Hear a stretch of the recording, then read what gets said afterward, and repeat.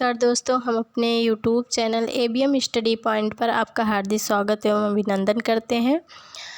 कैसे हैं आप लोग? उम्मीद करती हूँ अच्छे ही होंगे, स्वस्थ रहें, मस्त रहें, पढ़ते रहें। और चलते हैं आज उत्तर प्रदेश शिक्षक पात्रता परीक्षा 2018 के कुल 30 प्रश्नों को कवर करने। तो चलिए स्टार्ट करते हैं। फर्स्ट क्वेश्चन है, किंडरगार्टन विधि का प्रतिपादन किसने किया? कुक ने, फ्रोवेल ने, मॉन्टेसरी ने, डाल्टन ने। ऑप्शन बी राइट आंसर हो जाएगा। फ्रोवेल ने किंडरगार्टन विधि का प्रतिपादन किया, मतलब खेल के माध्यम से बच्चों को सिखाने का। नेक्स्ट क्वेश्चन पे चलते हैं। संकलनात्मक परामर्श के जन्मदाता कौन है? विलियमसन और थॉर्न, रोजर्स, इनमें से कोई नहीं। तो इसमें ऑप्शन बी राइट आंसर हो जाएगा, थॉर्न।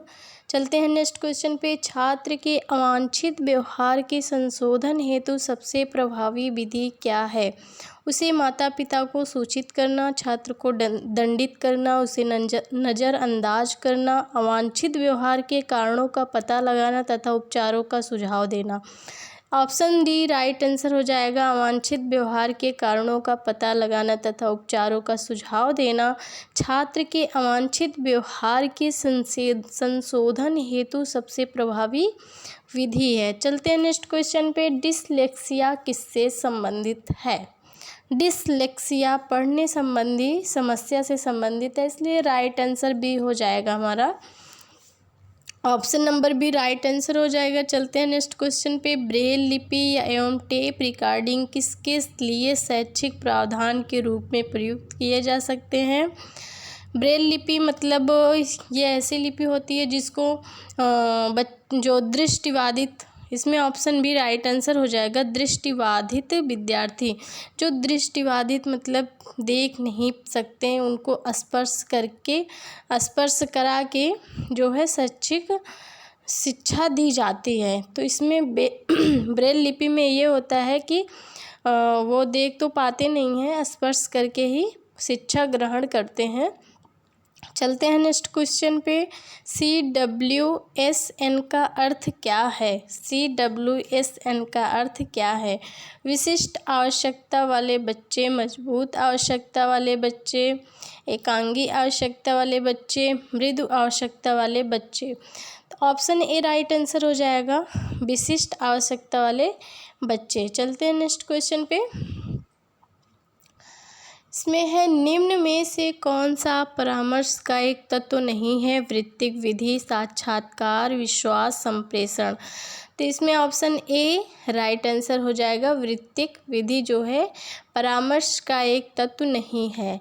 अब चलते हैं नेक्स्ट क्वेश्चन पे। मनोविज्ञान शाला उत्तर प्रदेश कहाँ स्थित है? मनोविज्ञान शाला उत्तर प्रदेश के इलाहाबाद में स्थित है। ऑप्शन सी राइट आंसर हो जाएगा। चलते हैं नेक्स्ट क्वेश्चन पे। जो संबंध स्किनर का चूहों से एवं थॉर्नडाइक का बिल्लियों से था, वही संबंध कोहलर का किससे था? वनमानुषों से था या चिंपैंजी से था? ठीक है, कुल कितने जो है चिंपैंजियों पे प्रयोग किए थे कोहलर ने? 6 चिंपैंजियों पर प्रयोग किए थे। चलते हैं नेक्स्ट क्वेश्चन पे। अधिगम का पठार क्या है? अधिगम का पठार का अर्थ मतलब क्या है? ऑप्शन ए अधिगम की समाप्ति, अधिगम में अवरुद्ध वर्धन, अधिगम में दोष, अधिगम में अवरोध। इसमें दोस्तों आप देख पा रहे होंगे चारों ऑप्शन में थोड़ा सा ही डिफरेंस है, सिर्फ लास्ट के अक्षर की, बाकी सारे अक्षर सेम है, इसलिए इसको बहुत सावधानी पूर्वक इसका आंसर देखेंगे। अधिगम का पठार क्या है? अधिगम का पठार है अधिगम में अवरुद्ध वर्धन, अधिगम का पठार है। ऑप्शन बी राइट आंसर हो जाएगा। चलते हैं नेक्स्ट क्वेश्चन पे। द बिहेवियर ऑफ ऑर्गेनिज्म नामक पुस्तक के लेखक हैं, कौन है? पावलोव है, Skinner, Hull, Thorndike. Option B right answer हो जाएगा। द बिहेवियर्स मतलब जो व्यवहार ऑफ ऑर्गेनिज्म नामक पुस्तक के लेखक कौन है? स्किनर। नेक्स्ट क्वेश्चन पे चलते हैं। छात्रों में सही व्यवहार के प्रशिक्षण हेतु सर्वाधिक महत्वपूर्ण क्या है? पुरस्कार, प्रशंसा, दंड, सही व्यवहार का प्रस्तुतिकरण। छात्रों में सही व्यवहार के प्रशिक्षण हेतु सर्वाधिक महत्वपूर्ण जो है ऑप्शन डी राइट आंसर हो जाएगा, सही व्यवहार का प्रस्तुतिकरण। चलते हैं नेक्स्ट क्वेश्चन पे। समस्या समाधान में लक्ष्य प्रवणता के संप्रत्यय को किसने प्रस्तावित किया था? कोहलर ने, हल ने, केंडलर ने, व्रिक ने। ऑप्शन बी राइट आंसर हो जाएगा, हल ने। ठीक है, चलते हैं नेक्स्ट क्वेश्चन पे। निम्न इनमें से कौन सा शिक्षण की विचारधारा से संबंधित नहीं है? DW Allen, Bush, David Hume, Aitchison. इसमें ऑप्शन सी राइट आंसर हो जाएगा, डेविड ह्यूम। इनमें से कौन सा शिक्षण की विचारधारा से संबंधित नहीं है? David Hume. चलते हैं नेक्स्ट क्वेश्चन पे। निम्न में से कौन सा शिक्षण अधिगम का स्तर नहीं है? स्मृति पर, अवबोध स्तर, परावर्ती स्तर, दूरवर्ती स्तर। ऑप्शन डी राइट आंसर हो जाएगा, दूरवर्ती स्तर।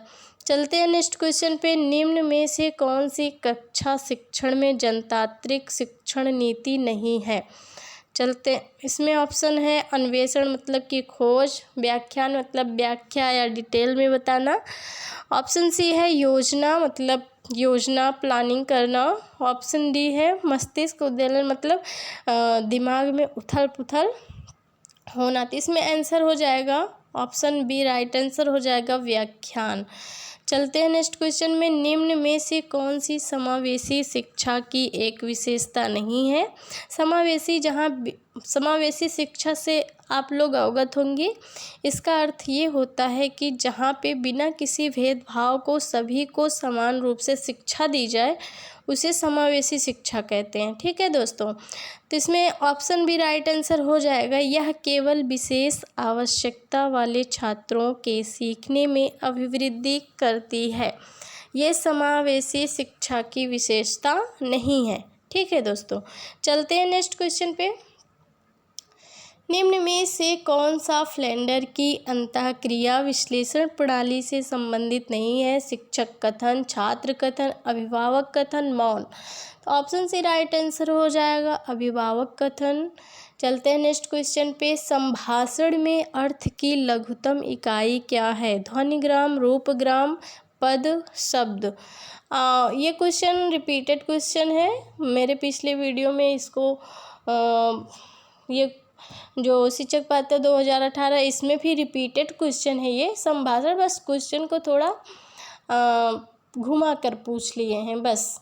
संभाषण में अर्थ की लघुतम इकाई क्या है? रूपग्राम। ठीक है, अगली बार पूछा था ध्वनिग्राम के बारे में। ठीक, चलते हैं नेक्स्ट क्वेश्चन पे। हम करके सीखते हैं किसने कहा था? डॉक्टर मिश ने, योकम ने, सिम्पसन ने, कोलेस्निक ने। तो इसका ऑप्शन ए राइट आंसर हो जाएगा, डॉक्टर मिश ने। ठीक, चलते हैं नेक्स्ट क्वेश्चन पे। निम्न में से कौन सा शिक्षण का स्तर नहीं है? स्मृति, बोध, चिंतन, वर्णन। ऑप्शन डी वर्णन जो है राइट आंसर हो जाएगा, क्योंकि स्मृति मतलब याद, ठीक, याद रखना। बोध मतलब ज्ञान, चिंतन मतलब किसी विषय पर चिंतन करना या फिर विचार करना या फिर प्लानिंग करना। ये जो है शिक्षण का स्तर तीनों है। वर्णन जो है ये शिक्षण का स्तर नहीं है। चलते हैं नेक्स्ट क्वेश्चन पे। शिक्षण की अंतःक्रियात्मक अवस्था में मुख्य संक्रिया होती है? क्रिया और प्रतिक्रिया की, निदान की, प्रत्यक्षीकरण की, उपयुक्त की। शिक्षण की अंतःक्रियात्मक अवस्था में मुख्य संक्रिया होती है किसकी? तीनों की होती है। क्रिया और प्रतिक्रिया की भी, निदान की भी होती है, प्रत्यक्षीकरण। क्रिया और प्रतिक्रिया मतलब करो और जो सामने कर रहा है उसको देख कर भी। ठीक, निदान मतलब जैसे कि कोई प्रॉब्लम समस्या है उसका तुरंत निदान करना, मतलब समस्या को सॉल्व करना। ठीक, प्रत्यक्षीकरण मतलब आमने सामने। ये शिक्षण की अंतःक्रियात्मक अवस्था में मुख्य संक्रिया हैं, तीनों हैं। ठीक है, चलते हैं नेक्स्ट क्वेश्चन पे। एक बालक काली गाय, काला कुत्ता तथा काली वस्तुओं को देखकर डरने लगता है। इस प्रकार के अनुबंधन में निहित है, क्या निहित है? अनुक्रिया सामान्यीकरण, अनुक्रिया अनुबंधन, उद्दीपक सामान्यीकरण उपयुक्त में से कोई नहीं। तो इसमें ऑप्शन सी राइट आंसर हो जाएगा, उद्दीपक सामान्यीकरण। चलते हैं नेक्स्ट क्वेश्चन पे। शिक्षण विधि का चयन करते समय निम्न में से किसको ध्यान में रखने की आवश्यकता नहीं है? विद्यार्थियों का मानसिक स्तर, व्यक्तिगत भेद, अभिभावक की पृष्ठभूमि, विषय की विशिष्ट प्रकृति। इसमें ऑप्शन सी राइट आंसर हो जाएगा, अभिभावक की पृष्ठभूमि। ठीक, शिक्षण विधि का चयन करते समय कोई ज़रूरी नहीं है कि उसके पेरेंट्स की पृष्ठभूमियों को ध्यान में रख के करें, उसके अभिभावक के दृष्टिकोण को ध्यान में रख के करें। ठीक, इसमें ये तीनों विद्यार्थियों का मानसिक स्तर, व्यक्तिगत भेद, विषय की विशिष्ट प्रकृति, तीनों को ध्यान में रखने की आवश्यकता है, बट अभिभावक की पृष्ठभूमि को ध्यान में रखने की कोई आवश्यकता नहीं है। चलते हैं नेक्स्ट क्वेश्चन पे। निम्न में से कौन सी बाल्यावस्था की एक विशेषता नहीं है? अभिवृद्धि में स्थिरता, सामूहिकता की प्रबलता, जिज्ञासा की कमी, समूहों एवं खेलों में सहभागिता। ऑप्शन सी राइट आंसर हो जाएगा, जिज्ञासा की कमी।